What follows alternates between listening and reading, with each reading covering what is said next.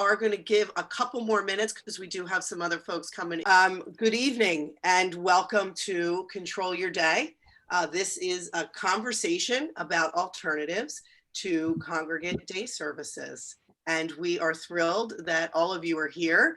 I know for many of us, it's a rainy Thursday evening, probably heading towards the end of a very long week. And we sincerely appreciate your interest and your attention. We really hope for this to be an interactive session. The last few we did. There's been a lot of discussion. And typically what we'll do is we'll go through some of the PowerPoint slide deck. We'll talk a little bit, kind of explain our perspective. And then typically, questions may start to come in and we'll monitor the chat box. But if there's anything that, is really pressing, just let us know and we'll try and stop and respond to that. This presentation is presented to you by the Collaborative for Citizen-Directed Supports. 3 of the members, that is Royal Community Support, Neighbors and Values into Action, are presenting, although I will do my best to try and fill Cherry Oakley's shoes in her part of the presentation with help from Patty. I don't know how successful we'll be, but we'll try because unfortunately Cherry had a prior commitment this evening. We are so thrilled to have with us tonight Jennifer Joyce, the director of DDD's Employment and Transition to 21, and Jen will be presenting information about that as well. So we hope this is a well-rounded presentation, really seeking to offer and for some of us, just begin the conversation about maybe considering some things differently or some different things as we make our way through COVID-19.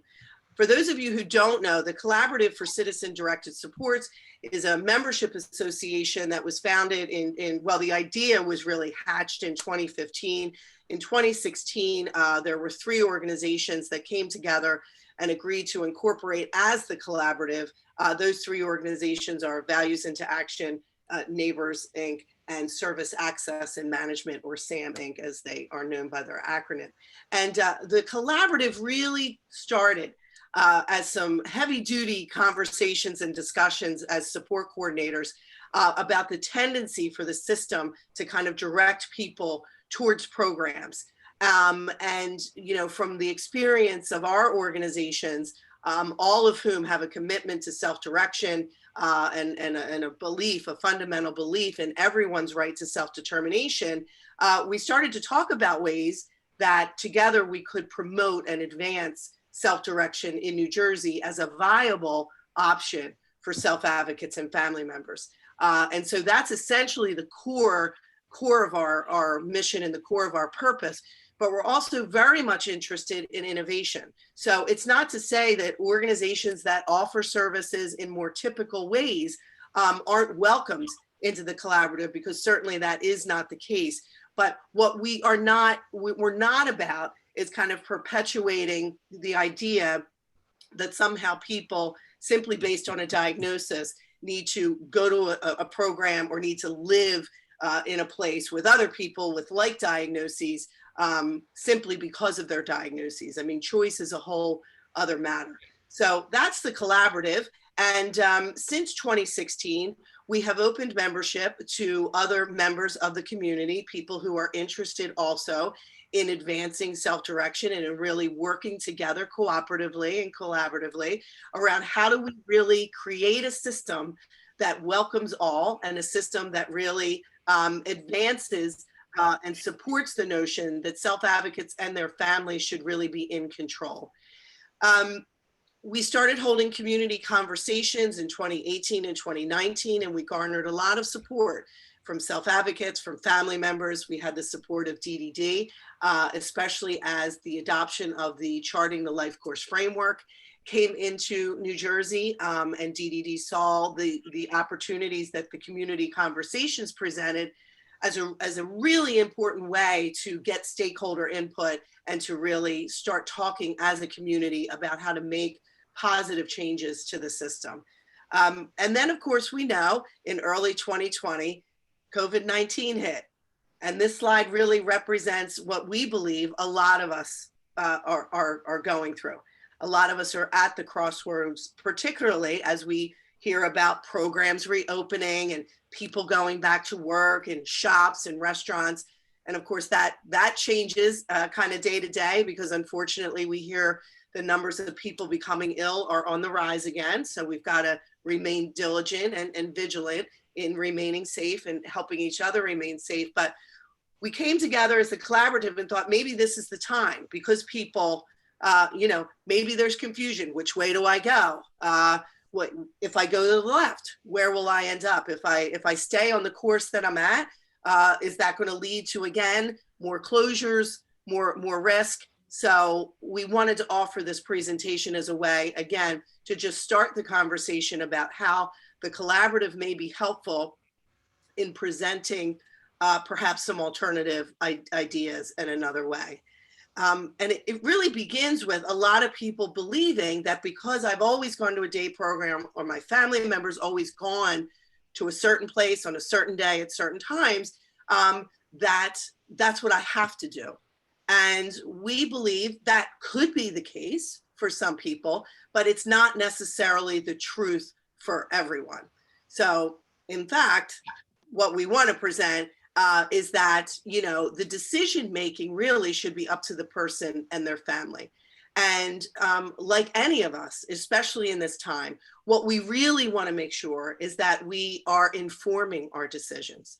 We've got to think about physical well-being. We've got to think about our mental health. And again, not just of ourselves, but of the people we go home to and of our neighbors and maybe extended family members. Also true is that as waiver recipients, you're in control of how that money is spent in terms of who your providers are. And so with that, the federal government, using the Home and Community-Based Services final rule, as a rule, essentially says that person-centered planning really must be at the core of any kind of planning that is done for a person. And even in the midst of a global pandemic, that remains true. And perhaps it's even more important that we really plan very, very carefully with the person and their family about what is going to best meet their needs. And perhaps if their aspirations have changed, or maybe the direction of their life has changed a little bit based on what's happening, that their plan really should adapt and be able to match that. We also see this as an opportunity, and again, using the final rule as a basis, is maybe it's time to look at that plan and consider something different. No time like the present. So in looking at that, I think, let's focus a little bit on what does a day program buy. And before I get started on that, I'll just introduce myself. I'm Patty Kowalczyk. I work with Royal Community Support. We're a provider organization in New Jersey that does only one-on-one individualized supports. Anyway, so looking at a day program, what does it buy? And what are we getting for that? And there's definitely some interesting, beneficial things. Certainly, traditionally, day programs were arranged because people who aged out of the educational system, there was kind of, now what? What will we do? And for parents or caregivers, primary caregivers that were working, there was simply a need for supervision, a place to be, and a valuable place to be. And today, however many years later, 30 years later, day programs do provide that. It's a place to be. There's supervision there. There's also predictability and structure. You know what's going to happen. You go in every day, you kind of know what's going to be there. There's some opportunities to develop some skill sets. And of course, New Jersey, I heard the other day, there's 300 and something day programs. So certainly each one is very different. And we're not intending this to be kind of a blanket statement of all of them, but depending on the day program, there's all sorts of different opportunities to develop new skills, new interests, check out what's out there. Day programs often provide a social component for individuals who are living at home, who may not have other opportunities to get out. So there's a social connection there. And then for people that have been going to a day program for a long time, there's a sense of membership. It's my place. This is where I go. I feel I belong. And that's That's important to folks. And then if we look at what a day program costs, though, and not just in the dollar sense, but what doesn't a day program provide? And one of the things is that there's a limit. There is a limit to how much people who attend are going to be able to individually plan what they're going to do while they're at the day program. By sheer amount of numbers, there's a limit to how much creativity can be used in the development of the day. Other people are going to determine that just pragmatically, they have to in order to figure out supervision ratios and how many staff they need for certain things. So people who attend the day programs are having what happens at the day program for them, at least to a significant degree, determined by other people. Similarly, trying new things, what new things come up, is also dependent on the people that are running the day program. And certainly a solid day program absolutely is going to be asking the people who attend, what is it that you guys want to do? What can we check out? But still, a lot of that logistical stuff is going to be determined by some other folks. And then there's a risk. There's a risk that the favorite staff people are going to leave, a risk that the person attending is not going to be happy. People come and go from day programs, both the staff, professional staff who are providing the service, as well as the people who attend that. And when that changes, the dynamic changes. We all know that from our own experiences. So there's just a risk that things won't work out for all sorts of reasons. And then on the flip side of that, let's look at an individualized day and what that buys. In an individualized day, the supports that are provided are completely tailored to the person because the person is involved in that planning. That person plus whoever's important to them are literally gathering around and saying, okay, what is this going to look like? What are the things that we want to do? What are the things that you want to experience, try, learn about, et cetera. And there's some creative planning about what could it be, and the kind of it's that open-ended, who knows kind of thing. There's not the limits of it's got to happen between 8 o'clock and 3 o'clock, those kind of things. It's really kind of, let's look at what could be and then figure out how to get there from that. There's a great deal of flexibility that goes along with that, as opposed to kind of having to operate within the facility mindset of, it operates, again, the easiest example is time. It operates between, 9 and 2, et cetera. An individualized day can have all sorts of different times to it. There could be some stuff going on during the day, and maybe there's a break, and then there's stuff going on later in the day. Maybe it takes place more in the evening, maybe earlier in the day. It really depends on the person exclusively.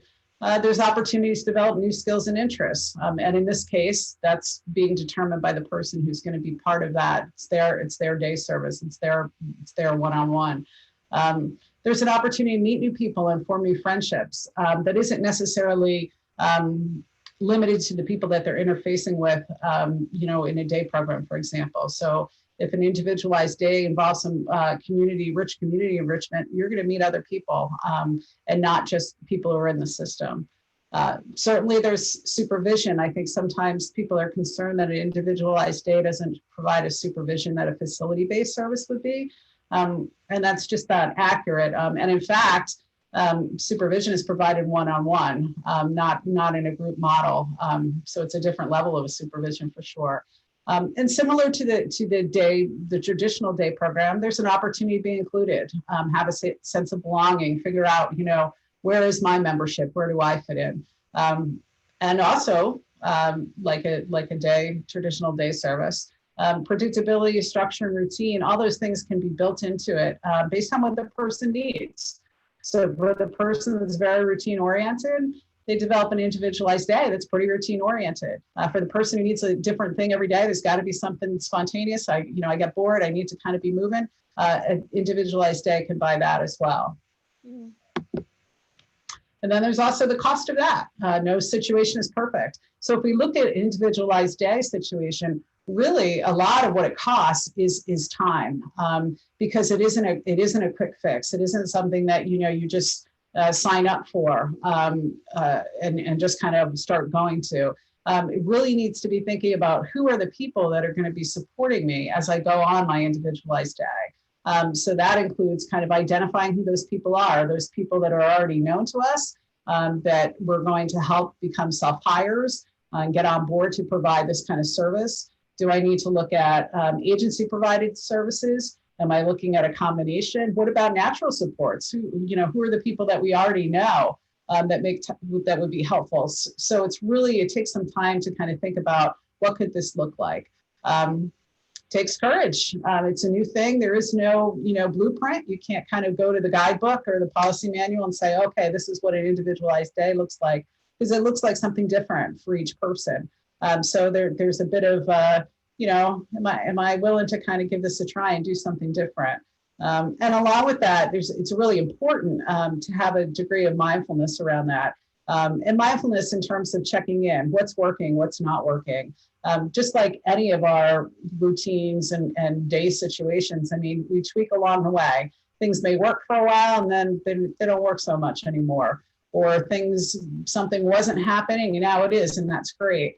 But the time to kind of go back and say, okay, what do we need to tweak? What is working? That's important to make it work long term. And then, of course, you've got the risk. You've got the risk that the people that you really like that are helping support you take off. They get a new opportunity. They move to another state, whatever happens. A risk that what was working for a person doesn't work anymore. They loved going to the gym, and then all of a sudden they don't love going there anymore. What happened? Let's figure that out, or let's regroup. And then, all sorts of reasons come into play why things don't work or why things need to be tweaked. So it's not going to every day be, terrific. And that's just simply the risk. So if we really look at the end of the day, what is the concrete differences? A day program situation, you're one of many you're going to a building to be provided with the service, even if those services then happen outside of the building, et cetera. The traditional day program, you're going to one place with a group of people. Certainly now in the time of COVID, there's a health risk that we've got to be thinking about as well. And that's something to really kind of take seriously, as Marian talked about earlier. And in the individualized day supports, you're working with a person to figure out, or a team of people actually, to figure out what's it going to look like, what are the things I'm going to do, and you don't have to worry about, but will there be a van available, or do 5 other people have to go, or those kind of things. It's all about you. So some examples of what people do with their individualized day supports. Obviously, employment's a big one, and in a couple minutes, Jennifer Joyce is going to be talking about that and the division's position on that and support to that. Volunteering is also another thing that's big for a lot of people. I think in the time of COVID, that can be a little kind of, how are we going to do that? But there's definitely opportunities to that. Some easy ones to come up with is certainly appreciation is a really necessary thing right now. So even writing thank you notes to send out to essential workers and veterans, those kind of things. Getting involved in Meals on Wheels, which is a contactless thing right now.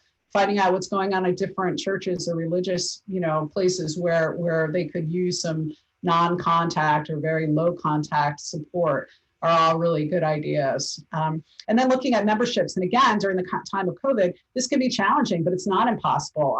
Virtual networks are all the rage right now, and they have to be the rage. But figuring out how to, what are people that are interested in bowling that can't go bowling right now? What are they doing, or how are they bowling? What about that walking group? What about the bird watchers? There's all sorts of people out there. We're all in a kind of situation that we can't do it like we used to do it. But how do we get involved? How do we stay involved? How do we find our membership? And so that's a big part of what an individualized day situation could look like. And then developing a presence by showing up. And again, this is compromised because of COVID, but a story I like to tell is a guy who I used to support many, many years ago, who was really having a tough time and didn't really seem to fit in where he was. He wasn't happy at the traditional day service. He wasn't even happy at home. Things weren't really going well. But he really liked to, both his parents were 100% Polish, and he wished he was 100% Italian. So he always put on this kind of overdone Italian accent. How are you doing today? And he loved pizza. So somebody suggested, you know what, we should take Paul and go have pizza down at the pizza place every week, same time, pizza and a soda. And that's what we did. And it took a little while, but before you know it, the guys at the pizza place really got a kick out of Paul and how he said their names and tried to, put the, oh yeah, on everything he said. And he got to be known. He got to be known by the folks at the pizza shop. He always also got to be known at the folks that also went to the pizza shop once a week. So it was a really good opportunity for me to see, yeah, that actually does work. You can be known in your community, and what a difference it makes when you go down the street and somebody goes, "Hey, Paul, how you doing?" So that's another really great opportunity that Individualized Day does that doesn't happen in a group situation. So at the end of the day, really, those services are as varied as the person that's using them. And in looking at kind of a sample of what it could look like, this one does kind of follow a traditional day program wherein you're getting a 9 o'clock things tend to stop at 3 in the afternoon. But again, I want to say that doesn't have to be the situation. It is for this particular example. But if you look at it, there's times doing things that are volunteer. There's employment in there. There's having fun. There's trying new things. And it's kind of varied every day. It doesn't have to be the same thing. For someone that it needed to be the same thing, of course, yeah, let's go that way. But really there's opportunity. And at the bottom where it's talking about planning and exploring, it's really kind of, let's keep going back to this and saying, what do we have to do? What do we need to tweak? And the fact that you're working with one other person or maybe 2 other people in some situations, you really do have that opportunity to kind of, let's put out a plan, let's see what happens, and then let's go back. And if things didn't happen or didn't work out, what got in the way? Are there things we need to do differently? How do we tweak it? When things did work out, okay, what was good about that? And how can we get more of that? And I think that's, I can't say that enough, that's really important to always be kind of creating it so that it's truly indicative of a person's growth and exploration.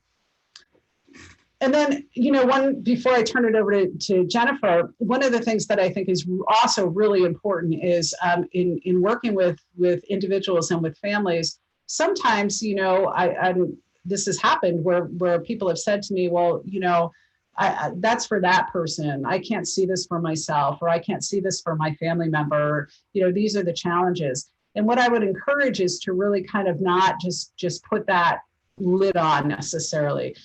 There might seem to be obvious, like, oh, that could just never work. But I think it's important to kind of talk to other people who are doing it, who have tried it, and kind of find out, what did that look like for you? And the quote that's included, I haven't been in your shoes, but I've been in the shoe store.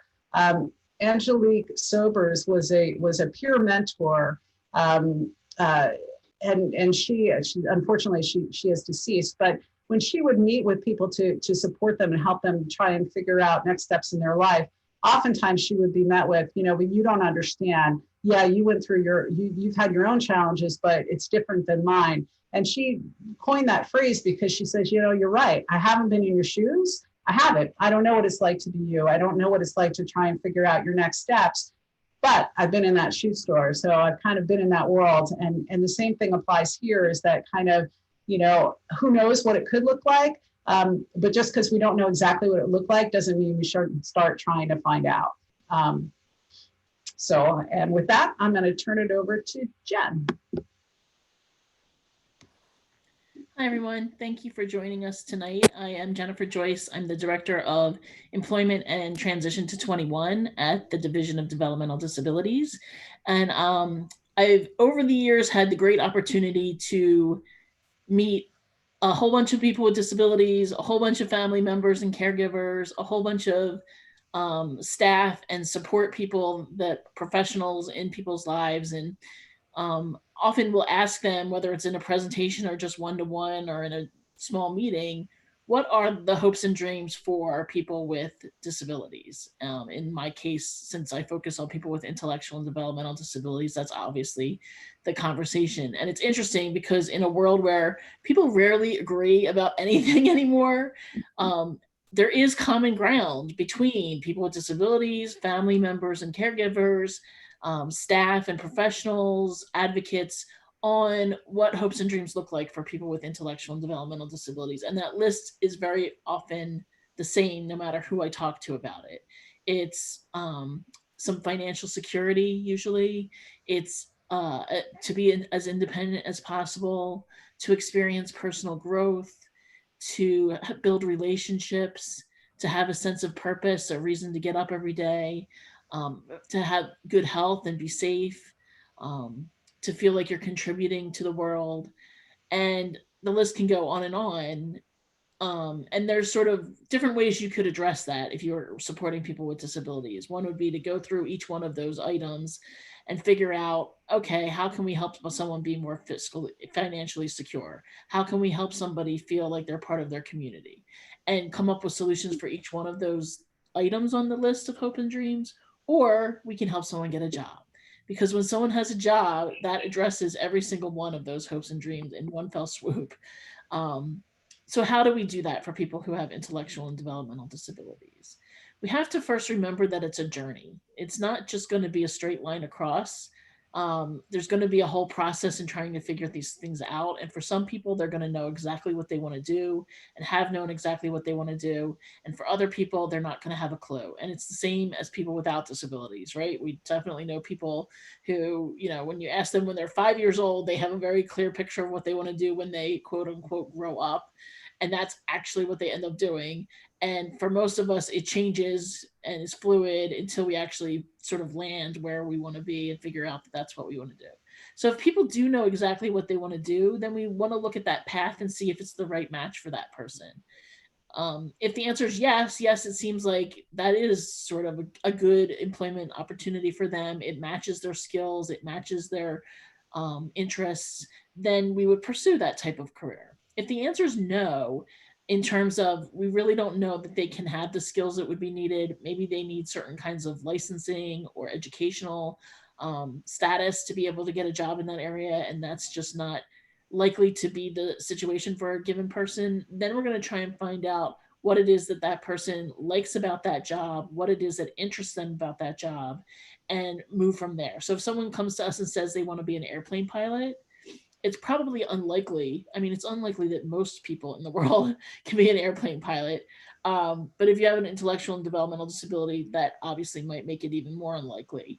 We're going to start talking about, first of all, what it is that is required to be an airplane pilot, because that really, I think, helps the person come to the conclusion themselves that maybe that's not the right job for them, rather than some professional telling them that's not the right job for them. And we're going to talk about what is it that interests you about airplane pilot. Maybe it's that the person just really loves airplanes and likes to be around airplanes. So then we start looking at jobs that are, you know, at an airport or in a situation where they can be part of that atmosphere. Or maybe it's that they want to wear a uniform. We get a lot of that when we really get down to it, it really has nothing to do with being a pilot or anything to do with airplanes. It's about being able to wear a uniform. And then we start looking at jobs that would help meet that, along with other things that they would be interested in. And then we have some individuals who, like I said, really have no idea what they want to do when they enter into the employment world. And for that group, we're going to really start looking at discovery as a way to help figure that out. So the way we do that is to really get to know the person, which seems pretty obvious, I think, but it's not something we always do in when we're working with people with disabilities, and it's obviously something that's very clearly important when we're looking at helping somebody to find the right job opportunities for them. So what are their hopes and dreams? What are their interests and skills? And what supports are they going to need? And all of those kinds of things that we look at, particularly when we talk about person-centered planning and figuring out what that person really wants to do. I see often a disconnect between the person-centered planning tool that we use at DDD to help make those discoveries and then what that person's actually doing during the course of the day. You know, I will look at the person-centered planning tool and see all these really cool things that they're interested in and not see that being reflected in that person's day or in that person's job. So I think that's really a good place to start, is to make that connection. How do we get that information? Obviously, the first way is to actually talk to the person. Not really groundbreaking, but a big part of what it is that we would help us figure out what it is that they enjoy doing during the day. What things do they want to do for fun? I think sometimes when we think about work, we get very like task oriented and it's all about, you know, job stuff, but there's things that somebody could do for fun on the weekends or in the evenings or during the day that would translate very nicely into a job for that particular person. We have people that when we talk about what they like to do for fun, they'll talk about, oh, I like to take my dog for a walk, or I really love feeding the dog and playing with the dog. Well, those are things that certainly can translate into employment for that particular person, whether it's an opportunity at a pet shop or an opportunity at a veterinarian office, or maybe if they're not really at the point where they're going to be working, they could be volunteering and getting some skills in that area. So I encourage you to think about the fun stuff too, because that's something that I think sometimes we overlook. It's also about talking to the person's parents, their loved ones, their friends, the professionals that are in their life, the people that surround them that really know them well and care about them and want to help them be successful. And those conversations can be interesting because sometimes they aren't the same as what the person says. So there can be differing points of view about what the person may be good at or what they struggle with. And I think those are healthy conversations to have too, and can really help us figure out a good, clear picture, holistic picture of that person. And for me, the best way to really get to know the person is to observe them. So in terms of work, we have something that's called a situational assessment. And that's when we, based on that person's skills and dreams and hopes and things they've told us they like to do, or things we know they like to do, we identify different kinds of tasks or different kinds of jobs that might meet those kinds of things, and take them on different job sites and try different tasks and different skills in different areas and see how they do in those areas. And for some reason, we call a situational assessment 15 different things. I don't know why we do this because it just confuses everybody. But so you may know it as a situational assessment. You may also hear it as job sampling. The Division of Vocational Rehabilitation Services calls it a trial work experience. Schools often will call it a community-based vocational assessment, but they're really all the exact same thing. It's getting somebody on different job sites, having them try different tasks.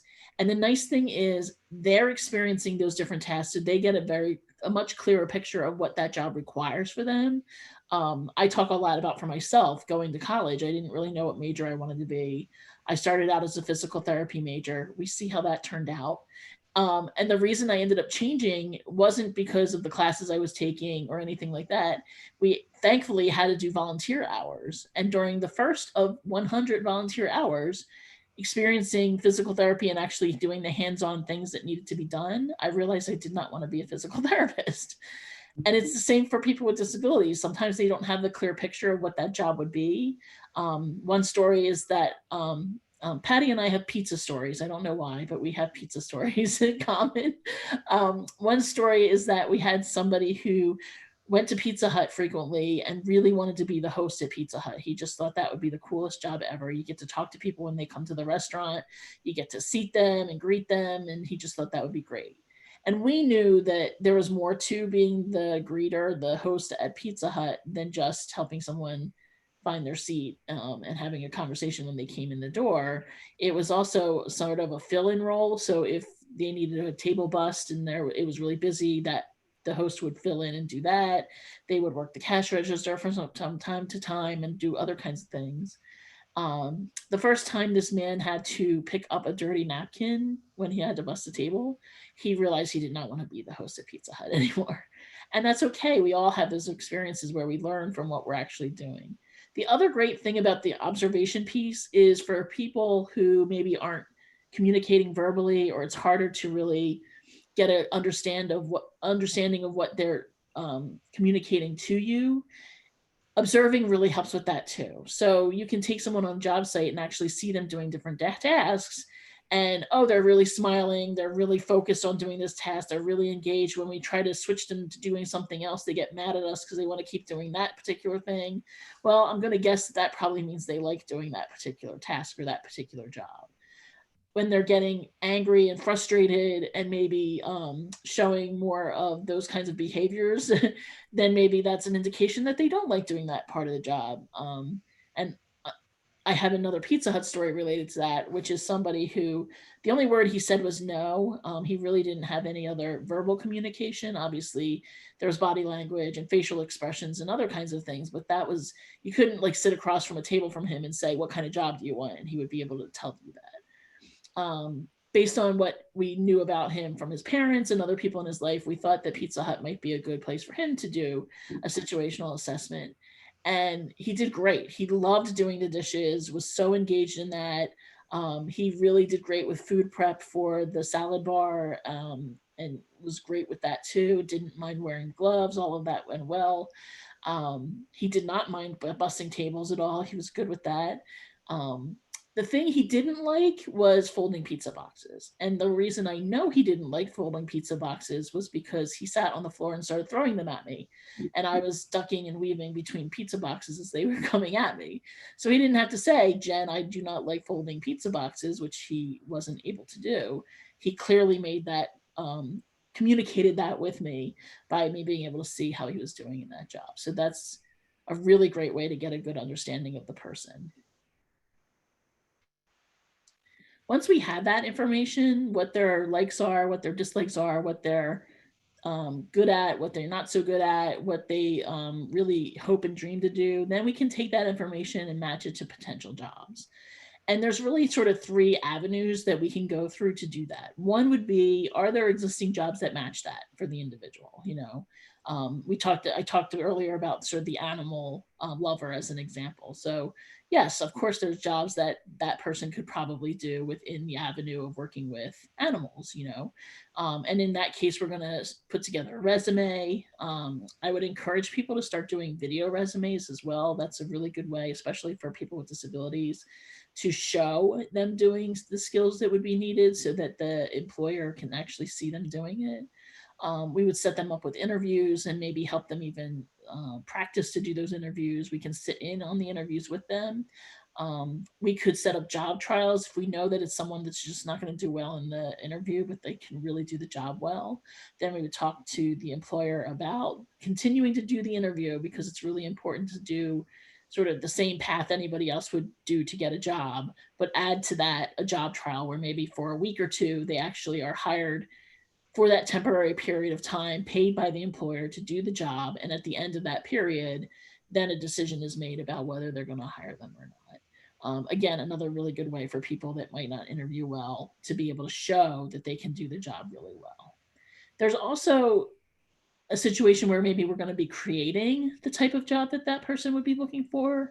So we might look at businesses and see if there'd be some way that someone would benefit, that business would benefit from hiring somebody to interact with animals in some way.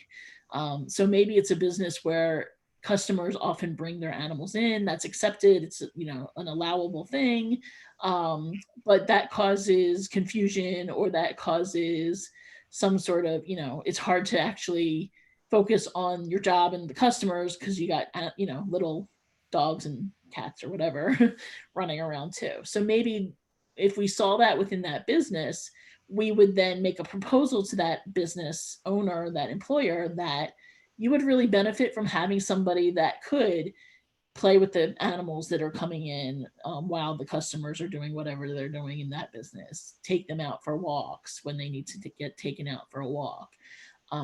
Feed them or make sure they have the water that they need if that customer's there for a lengthy period of time, so that you're not getting distracted from what you're actually supposed to be doing as your work tasks, and someone's taking care of that for you. And that actually helps benefit the business rather than having that taken away. One of the classic examples of that is rolling silverware. That's, you know, I think some people think it's a myth, but it is an actual job that some people with disabilities have had over the years. And that came about because a really good job developer happened to be eating dinner or lunch at a restaurant and saw that the wait staff were getting pulled away from waiting on the customers and waiting on the tables to go roll silverware, because they were out of that and needed to do that so that they could, you know, bring customers into the next table. So they weren't able to serve the customers they already had to the level that they would probably like to be served. They weren't able to get customers in and seated into empty tables as quickly as they would like to as a business. And that job developer thought, oh my gosh, I know that I have somebody that can do this, somebody that would be able to just roll silverware. That would be their prime job. And through that, they would be helping that business, because now the wait staff are able to do what they're really meant to be doing, which is waiting on customers, getting those tables filled as they go along. So that's a classic example of that. The other avenue is an entrepreneurial opportunity. So maybe it's something where the individual themselves is going to start a business on their own. So maybe, you know, they're going to start a dog walking business as part of what they're going to do. Obviously, that's a difficult process for anybody to start their own business. So there's pluses and minuses to doing that too. But that is definitely a possibility for people as they continue on and try and think of the different avenues that they might want to pursue in terms of their employment. And the screen isn't sharing anymore, so I don't know what the next slide is. I was putting in the chat that it looked like we lost you, Patty, and the screen, but it looks like you're back. So technology. There we Okay, go. thanks. So we can move to the next slide. There we go. So the other thing you want to look at is that person going to need to build skills or experiences, get additional education or something else in order to meet the requirements for that job? You know, if the person wants to work in daycare, for example, there's different positions within daycare where they would need certification or licensing. So maybe that's something that, you know, we're going to help that individual be able to do through supports that are available through DDD or other kinds of resources. So you're going to look at while they're still in school and even when they're out of school as an adult, but are those necessary skills? How can we help those skills be addressed and built on? And where are the supports that we can use to get that? So, you know, some of it may be like under goods and services with DDD. If they need a particular class, that would be something that we can provide funding for. Or if they maybe do need some college or other kinds of things, that might be an avenue for some people to go through to be able to get a job too. Uh-oh. I think it's the weather. We're going in and out. It might be. My computer has been wonky all day. Okay, let's see what happens. I do have a copy of the PowerPoint if this is going to, if we're going to continue to lose her. There we go. And she's back.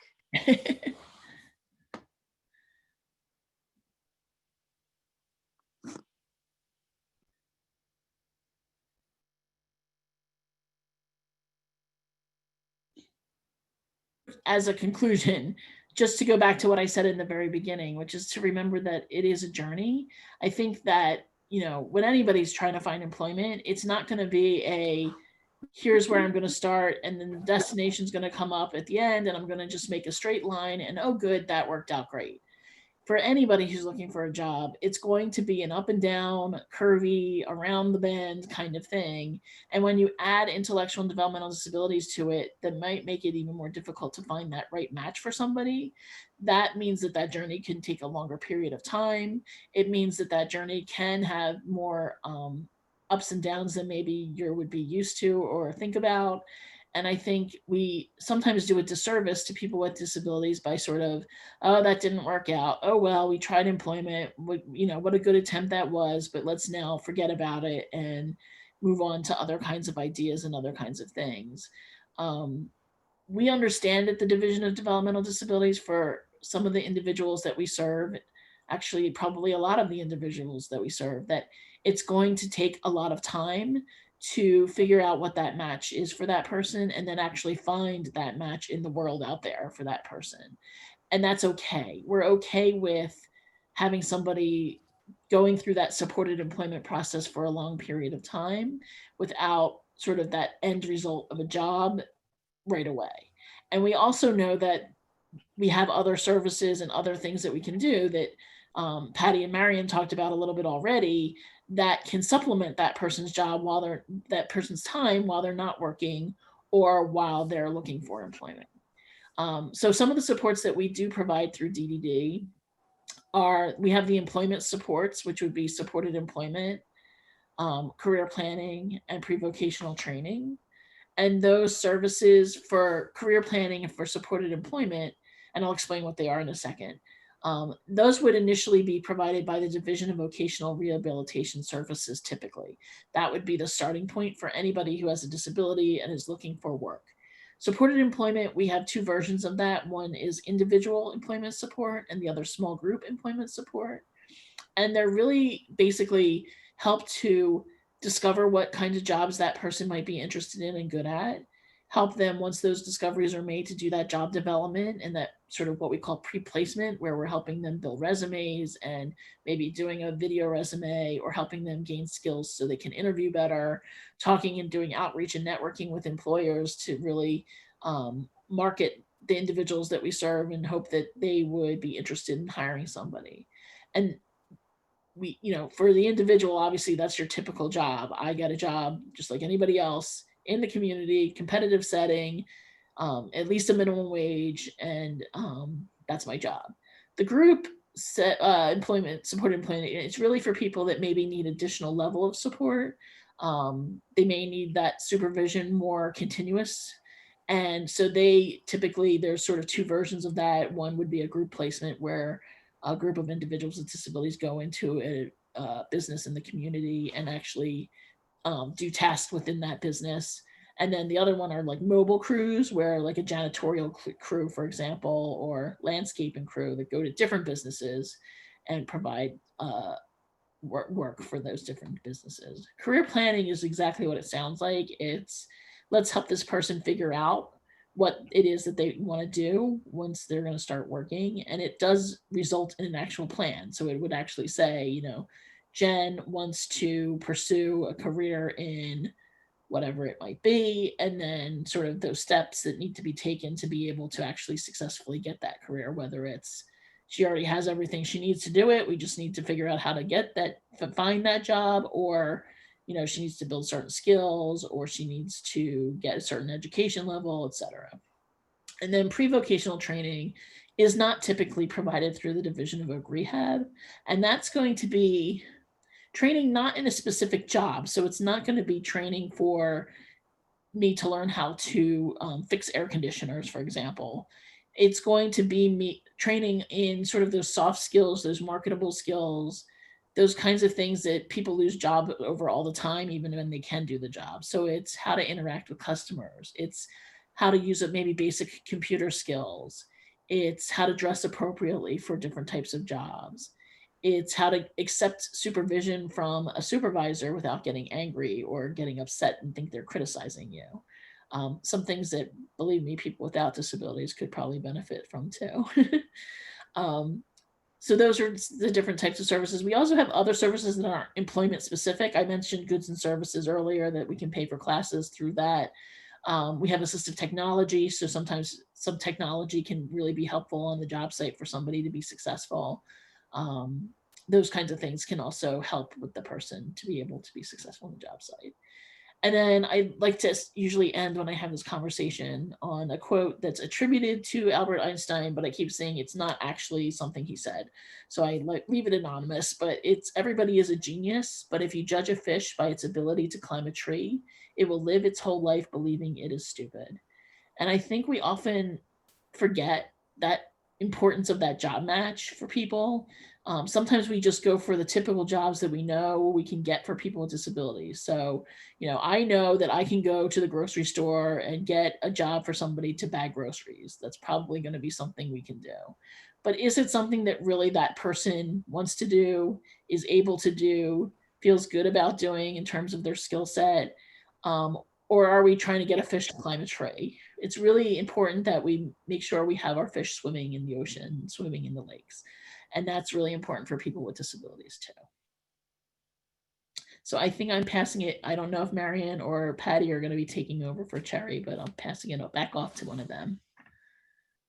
Jen, thanks so much for that. Every time I hear you speak, it's like, oh, I learned something different. So thank you for that. Okay, so this is a lot of information, and we realize that.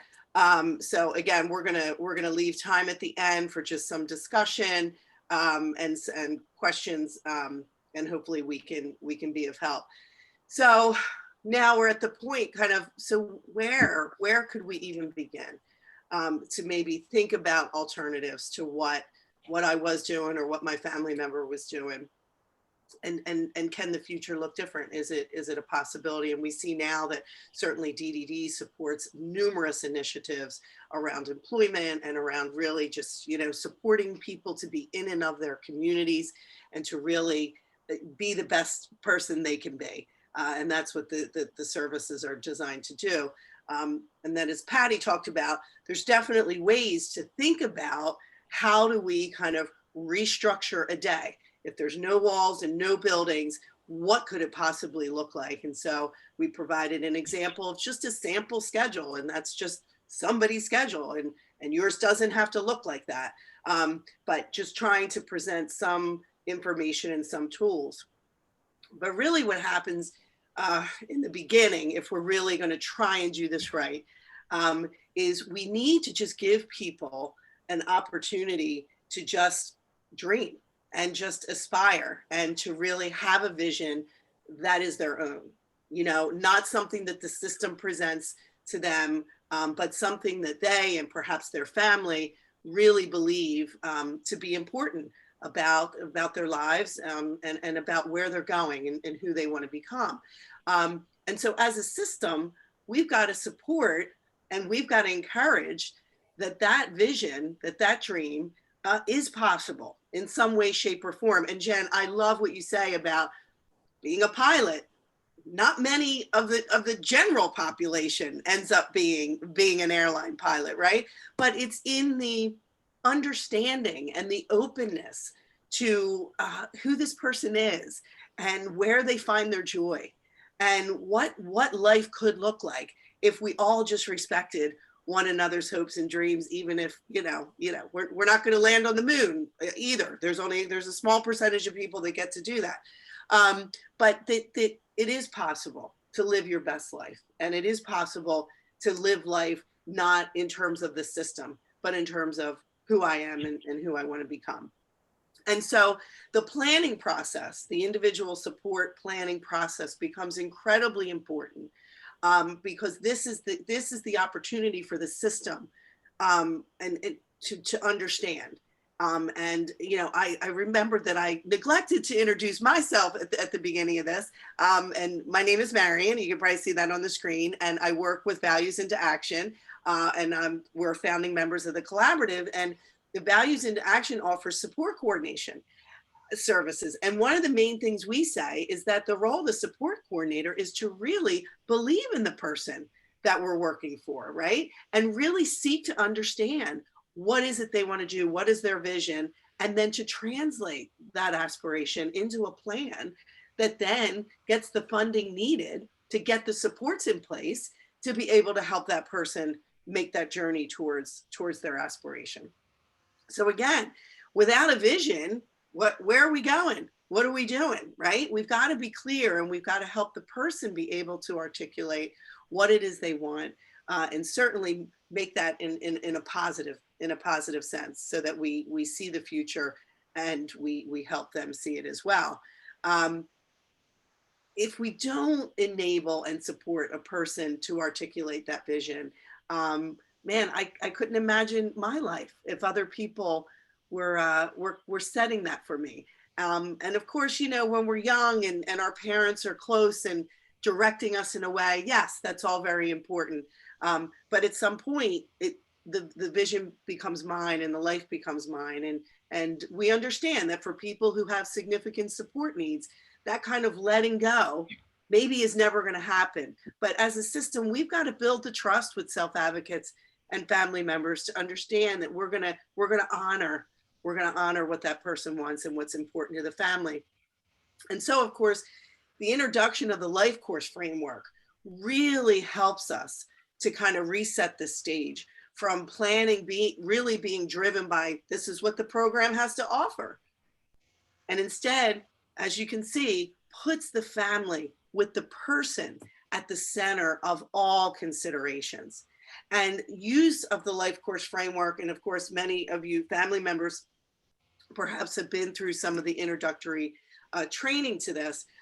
It's an incredible tool to really look at what is needed? Where is the family at this particular point in time? Where is the child, whether it's a young child or a child who's transitioning from school or an adult child, but where is the family, and what are all the considerations that really that we need to be focused on if we're really going to help that person realize their aspirations at different points in their life, and be able to support the family in making those transitions in a way that's safe and comfortable for them, even when, as Patty referenced before, it is about taking some risks and it is about trying new things.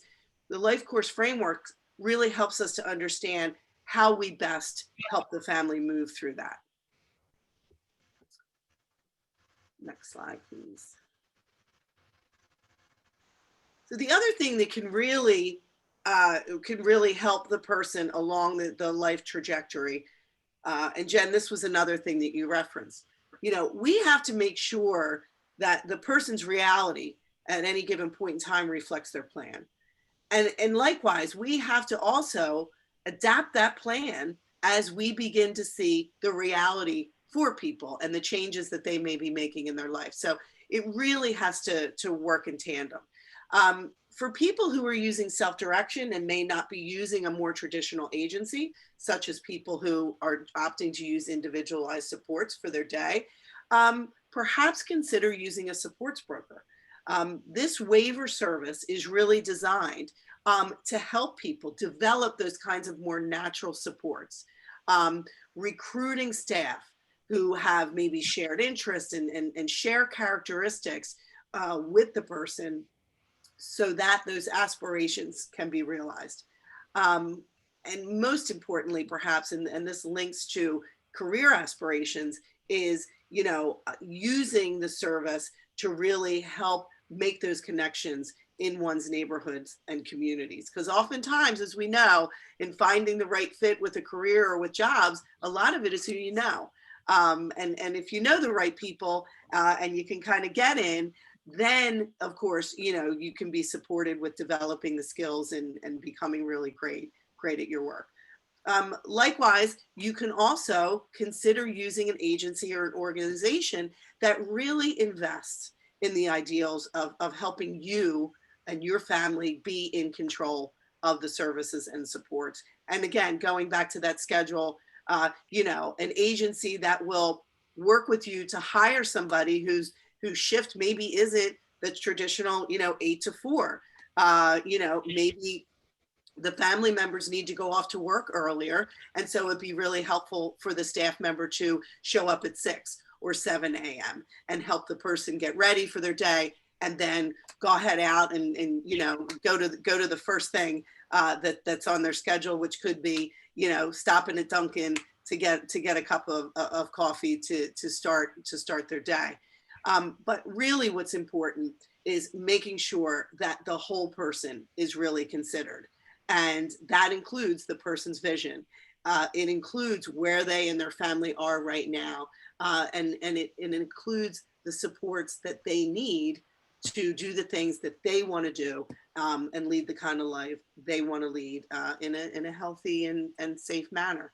So it's, again, helping to plan and then support the whole person, not just the disability.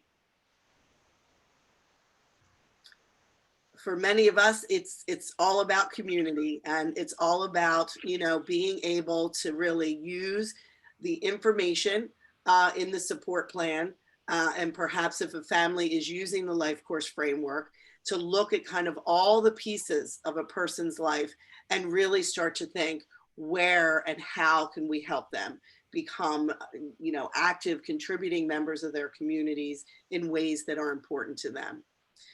Beth Mount, who's a thought leader in the intellectual disability field, does a short video that talks about so much focus is placed on person-centered planning and on looking at all aspects of the person. And what we kind of neglected to do as a system is to really be just as curious about people's neighborhoods and communities, and really, really trying to mine mine the communities for all of the resources that communities have. So an interesting skill set that we train supports brokers in is community mapping. And this is a short exercise that we typically do with support brokers and support coordinators, where we ask people to just imagine your neighborhood or community. And it's kind of weird now because so much of it is virtual, but we'll get to that because you can do it virtually too. But back when we were all out and about and moving about freely, you know, taking a couple minutes to really think about the places in one's community. And oftentimes people would be like, oh, I live in a really rural part. There's not a lot of things. And we'd really challenge people, take 10 minutes, write down all the places you can think of. And amazing, in a group of 50 people doing this, we often went around the room 2 or 3 times with never having a repeat. You know, it wasn't always the Dunkin' Donuts or the gym. You know, there were lots of places that people, once they were kind of free to think about. And so this exercise really compels us to, as a system, to think about what is available in one's communities. And then again, there's the goods and service where, you know, the potential to be able to pay for things that are generic in one's community can happen. What do we do now? Well, like tonight, we do a lot of things virtually. Zoom, GoToMeeting, WebEx, whatever kind of platform you're using, you can build community.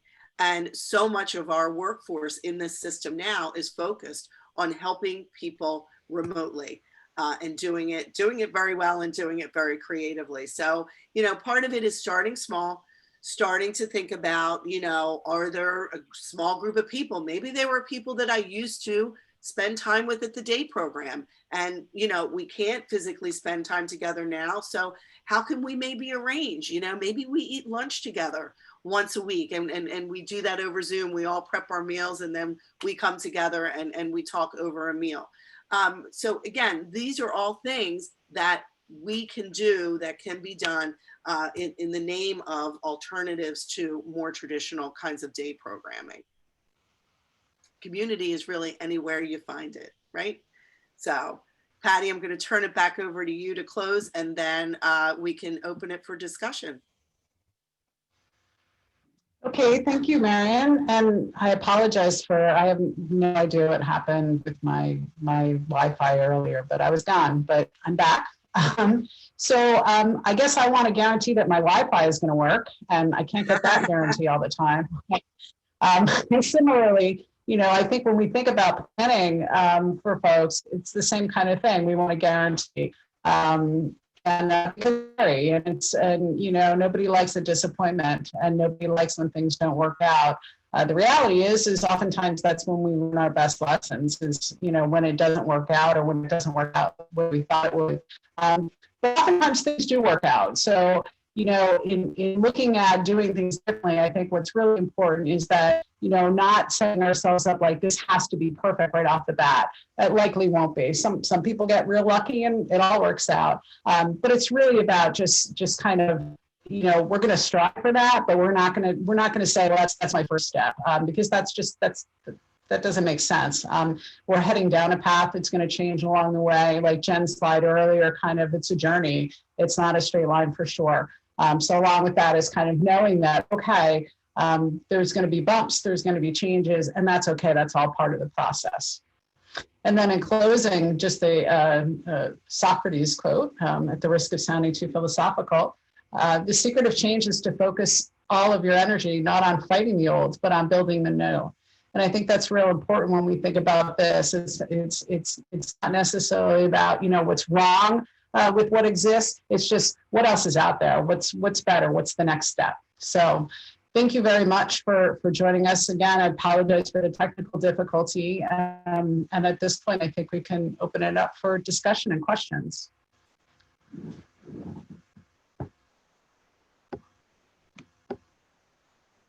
Anyone?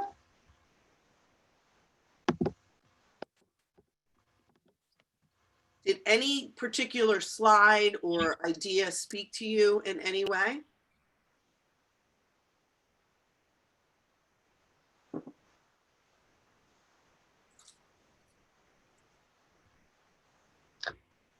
Or maybe another question is, has anybody been thinking about this, but kind of is stuck somewhere along the way where we might have an idea or some way to help kind of think about it differently?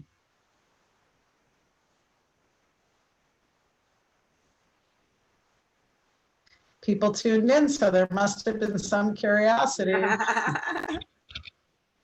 Maybe nobody wants to go first.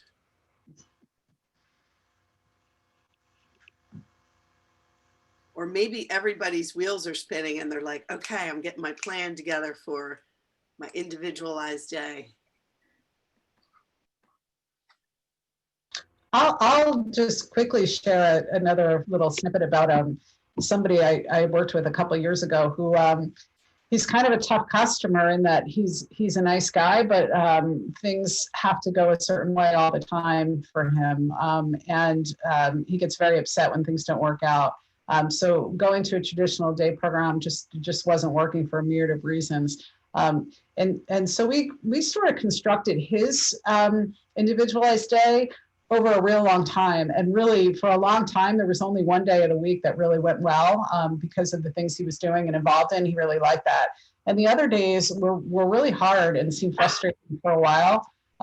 Bless you. And really took a while for it to work. And there were times where we were kind of like, is this really worth it? But then knowing that on that particular day, he was so darn happy. It just made all the sense that we're going to get to those 4 other days. It's just going to take a while. And he's gotten there. But I guess the message in that is like, I myself was kind of experienced that frustration of like, oh gosh, this, is this actually working? But then it was kind of like, well, what's the alternative? That he's miserable doing what he's doing, or he's not happy, or he's bored, or whatever that was.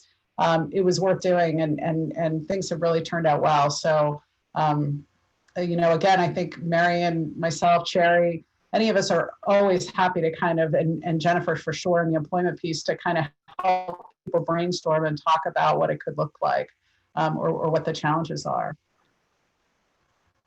And Patty, I think what you're just talking about is also, again, that journey, but a lot of it's trial and error in what we're talking about, and sort of being okay with, okay, it might not work.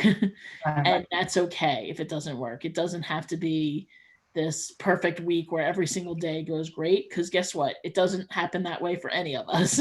Okay, And right. Once you find those little pieces that do work, you just try to expand upon those pieces, whatever they may be, and hopefully that does grow into a week that person is happy with, rather than just the day.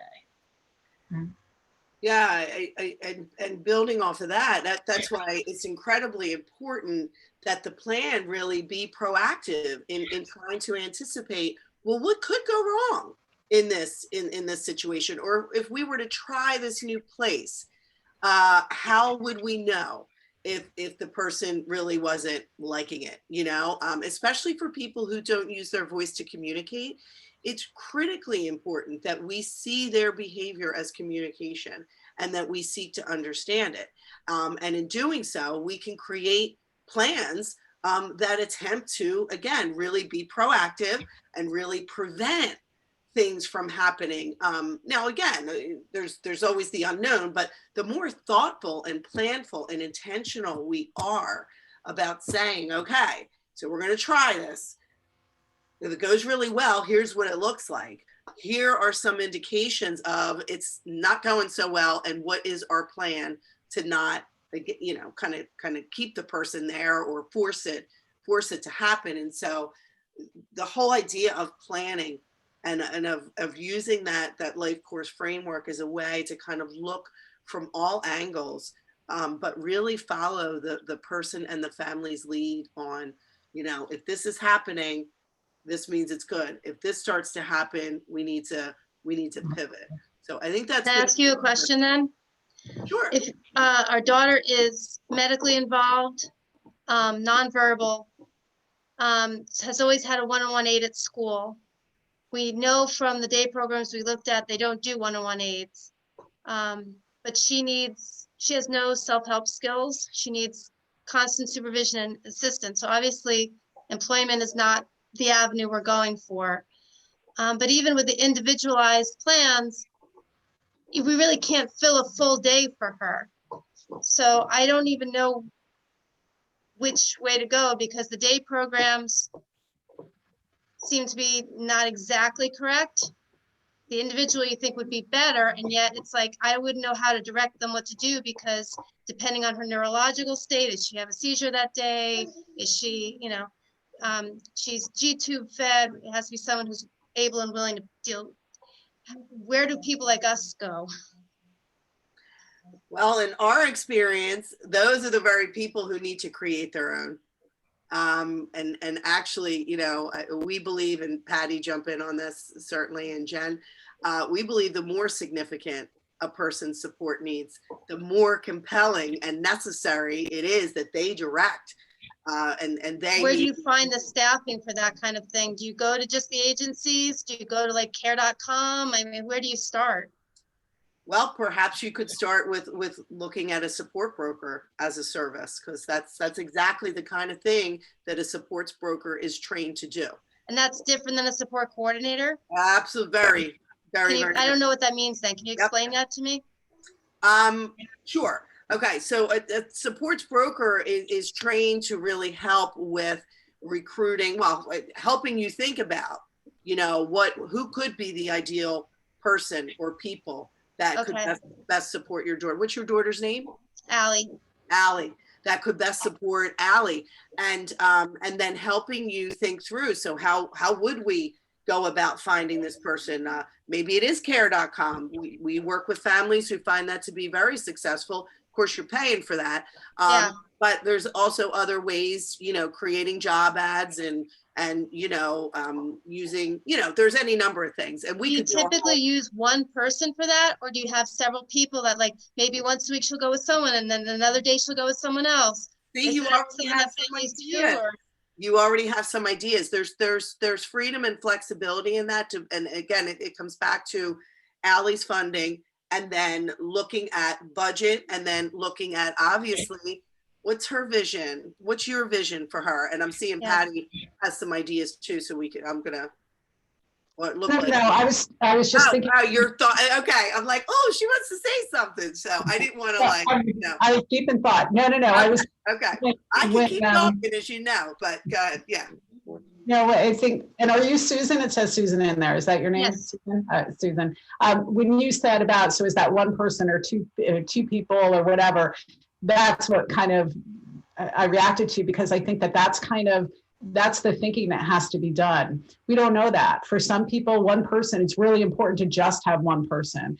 For somebody else, another situation, might make sense for there to be, 2 or 3 people. And that might be, sometimes it's for the person, sometimes it's looking at what is the job that we're asking people to do. And is it reasonable that one person would do that, 5 days a week, or, for large chunks of the day, or do we need to break it up more?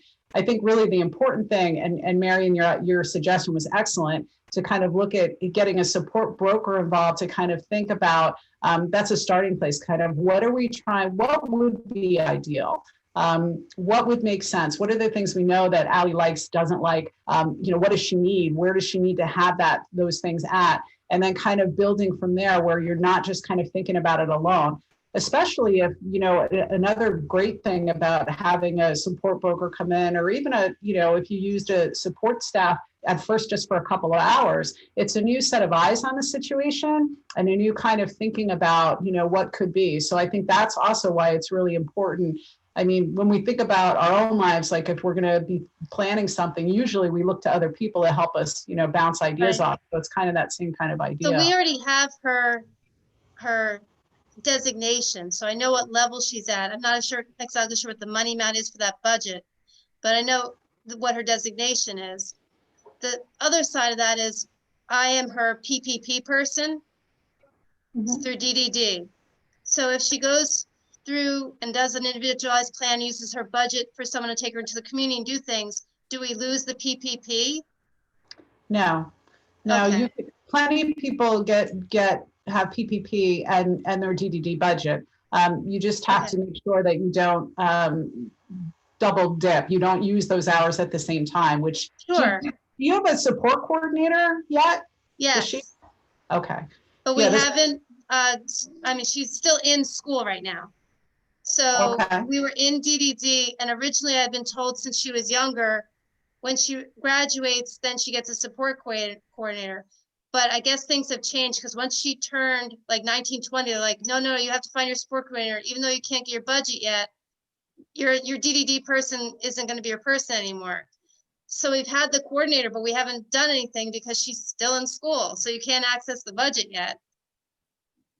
But you could start to plan. You could start to. Yeah, that's where we're trying to start planning. But then COVID hit, so all the planning was sort of like, well, we'll wait, because we thought it was only going to be a couple months. And then now we're like, well, we really got to get on this no matter how long it lasts. Absolutely. Well, you and the rest of the world, Yeah. right? So Yeah. don't be too hard on yourself. 'Cause Yeah.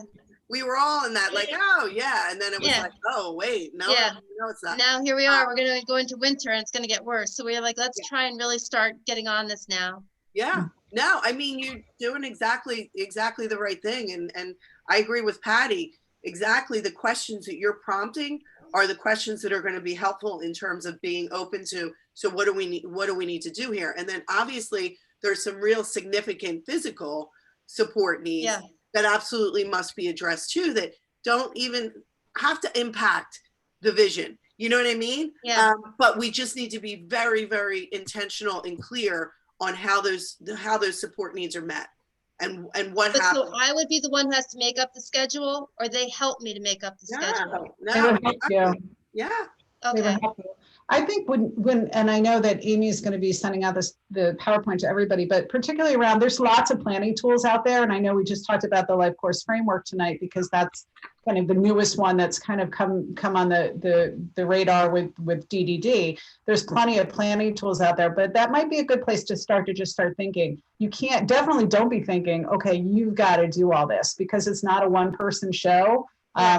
And that's a good recipe for burnout. So it's really kind of, you've got a support coordinator, even if you're not using the budget, there's no reason why you can't be tapping into that person with, so what are some resources out there for me to be thinking about this? How do I start planning? How do I, who are the support brokers out there? Just to have those conversations, because that's what's going to help guide you in kind of thinking about, next steps. And if you find that, a support broker wouldn't talk to you if your support coordinator says, well, I don't know, then I think you need to kind of rethink that. And maybe that's not the right person match for you there either.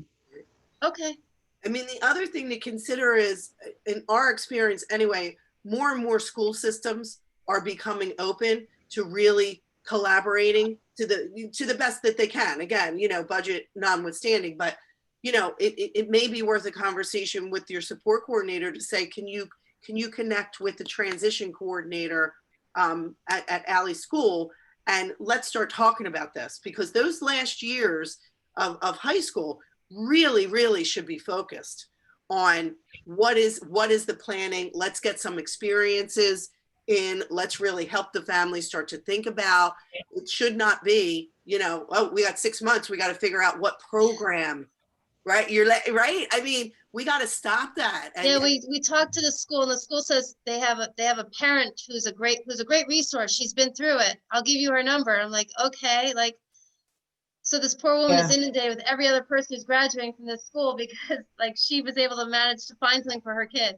Right. So it's yeah. We gotta change that, but this is exactly how we start to change it. Yeah. It's parents like you. It's like the rest of you on this call tonight, interested in thinking differently, even if you don't do anything right now. The fact that you're open to new information. What could this look like? Oh, DDD's got this. Okay, and our job as professionals is to, walk or roll with you through it. And we stop and we start. And if stuff doesn't work out, let's come back. Let's talk about it. I mean, I think the main thing, and in our experience, it is, life, being human, most of us learn by making mistakes, right? We just don't want to make the same mistakes twice, right? So, and we don't want to make mistakes that are obviously going to put people in harm's way. But, going to a park and trying to make it work with somebody who's just not an outdoorsy kinds of person. Yeah. Maybe we didn't know that. Once we know it, we're not going to keep trying to get the person to go back to parks. We're going to explore other things. That's overly simplistic, but I Oh, hope yeah. it drives the point. So, Yeah, and just the one thing I want to say is just there are lots of people that have really involved intense physical and medical needs. Don't let anybody tell you that they can't do an individualized day because of that. Please, please, please, because No. that's just simply not true. Yeah, our fear was that she'd end up like, sitting, in a chair at a window watching Barney all day. right. And that's just not what we want for her. We want her engaged and in the community. And, Yes. just because she doesn't make a fuss, she's very easygoing, but that doesn't, like, we don't want, it's not worth it to me. I'd rather keep her home and try and do something myself, but she's a very social person and I want her out in the world, So. That's awesome. Thanks for Yeah. sharing that. Thank you for, I think it takes a lot to put it out there with people you don't know. So thank you for doing that. And as Patty said, if there's anything we can do post this webinar, we're happy to take some time Thank you. and offer some alternatives and ideas. Patty said there's numerous planning tools. I mean, how awesome that Jen and folks at DDD are really promoting the employment service and really encouraging people and families to go that route. I mean, that's huge. You don't see that in every state.